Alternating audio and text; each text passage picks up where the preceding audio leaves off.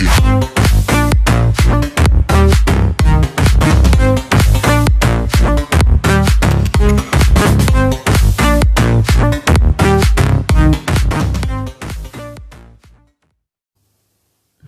and welcome to the Wild Protea. My name is Clinton John. Thanks once again for joining me. Before I get into things, guys, don't forget to like this video. Don't forget to subscribe, as well as hit that notification button to get all the latest from the Wild Protea. Also, guys, get your comments in. I'd love to hear from you what you think of the show, and what you think of my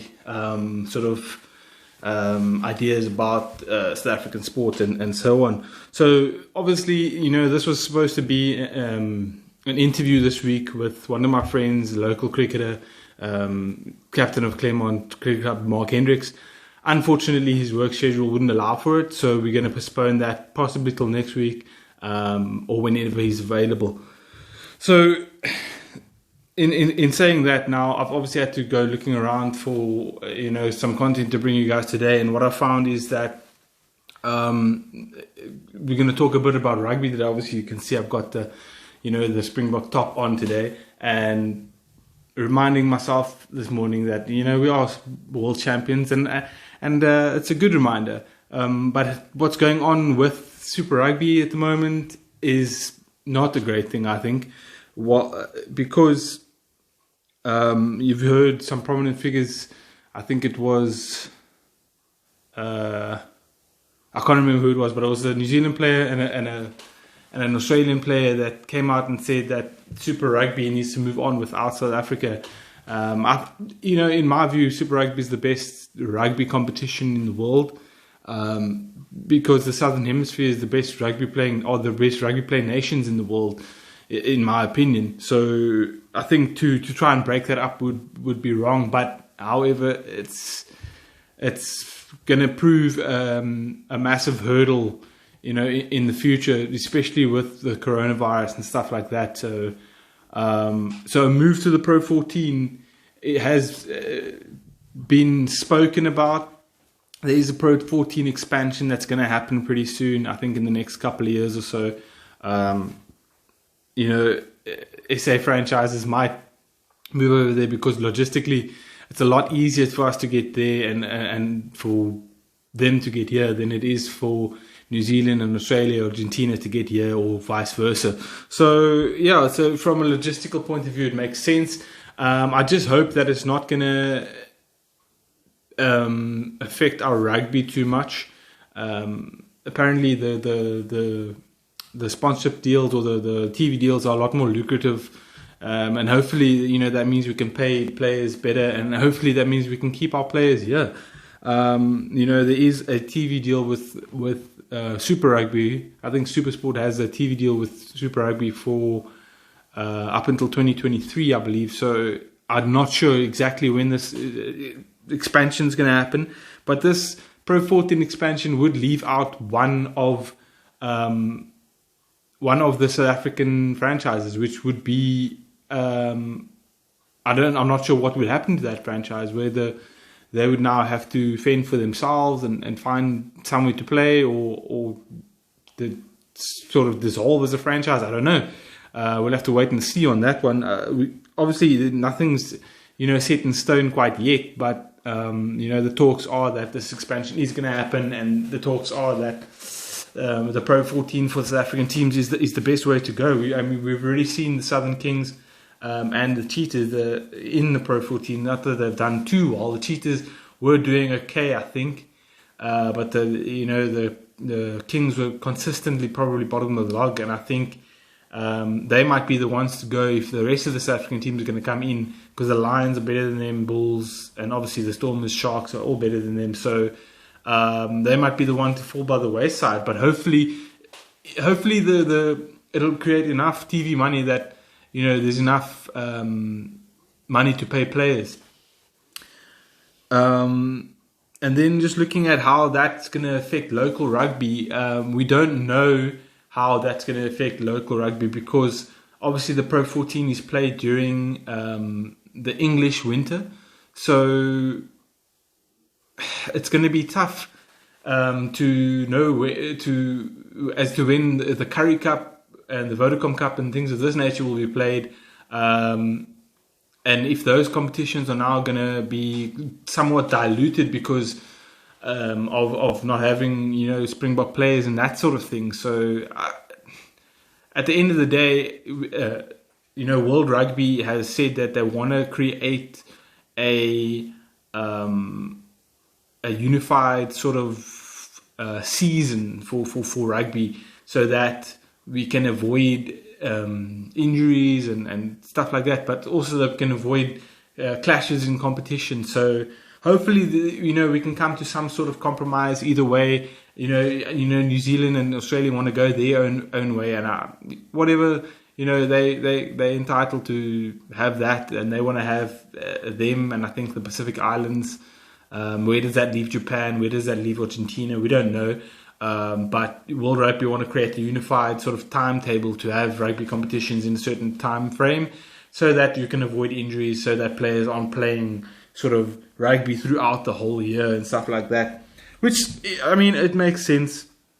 And then, last thing I want to talk about is, players starting to move abroad.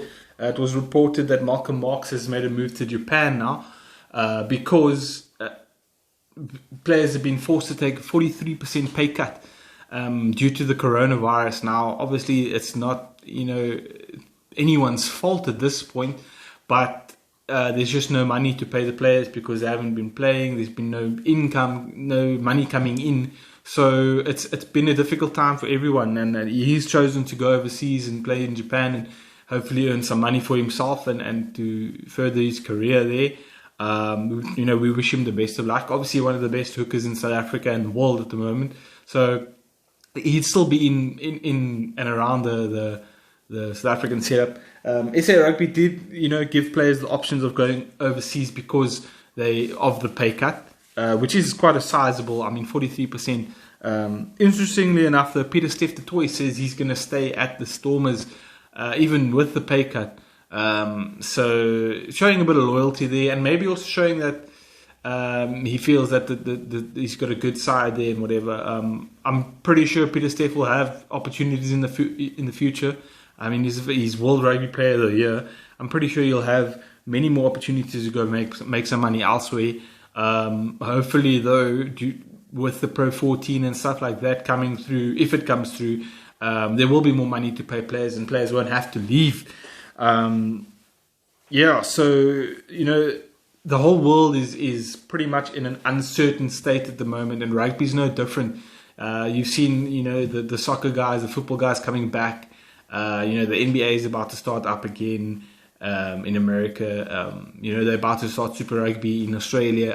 In New Zealand again as well. So, but South Africa is still very, very uncertain at the moment, and we just don't know when we're going to see live sport again. Although there has been good news that the soccer and the rugby have been given the clear to start training. Now, I don't think it's contact training yet, so we still probably, if you use the football guys' timetable, we're probably about 6-7 weeks away from any sort of rugby action or soccer action. So, like I said, a lot of uncertainties at the moment, but we hold fingers, and we are the world champions, and we hope that we can see our world champions on the field again pretty soon. There were, like I said in a previous podcast, there was supposed to be some test matches around October time, I think September, October time. Those have been moved, or August time, those have been moved. So we'll have to just wait and see what news comes out. But the whole breaking up of the franchises thing worries me, because there's not much money in South African rugby or South African sport in general. There's not enough money for the type of talent that we have. We have world-class talent in this country, and they don't always get paid what they should, or they don't get paid what they should, especially rugby, cricket, soccer guys. These guys don't get paid the wages that they get overseas, and that's why they want to leave. That's why in cricket you have the whole Kolpak situation. Rugby players want to move overseas so they can earn more money. Football as well, it's no different. So you can't really blame them at the end of the day, but it is really hurting South African sport. But hopefully, if this Pro 14 deal comes through and it is more lucrative than Super Rugby, maybe that's the way to go. At the end of the day, I don't think having us in the Pro 14 will dilute their competition anymore. If anything, I think it'll make it a lot stronger, especially when you've got our really, really strong sides in the competition. The Stormers, the Sharks, Bulls, Lions, traditionally a lot stronger than the Cheetahs and the Southern Kings. So I think we'd give them a good run for their money, and hopefully, one or two South African sides can win the competition in the coming years. But yeah, that's currently the situation as it stands, and hopefully we can get some more clarity in the coming weeks. And obviously, I will bring it to you here on the Wild Protea. And guys, obviously, I would love to hear from you. What do you think of us moving to the Pro 14? What do you think of dissolving Super Rugby as a competition, as a sort of international competition? Because there was Japan were in the competition, and with the Sunwolves, Argentina were in with the Jaguares, and obviously Australia, New Zealand, and South Africa. Hopefully, we can come to some sort of compromise where maybe Super Rugby continues, but with less teams. So maybe you only have 2 or 3 franchises each, and then the rest of our franchises go to Pro 14 or Pro 18 or whatever they're going to call it in future, and they can get money that way. And Super Rugby can maybe be a better competition if it's a bit smaller. That's something that they need to explore as well. But yeah, that is that, and that is pretty much all I have for you today, guys. If you haven't yet, hit the like on that video. You want to. And keep commenting, guys. Like I said, I want to hear from you guys what you think about the Super Rugby competitions and the Pro 14 and all of that situation. Have a fantastic weekend, guys, and I will see you again next week. Cheers. Have a good one.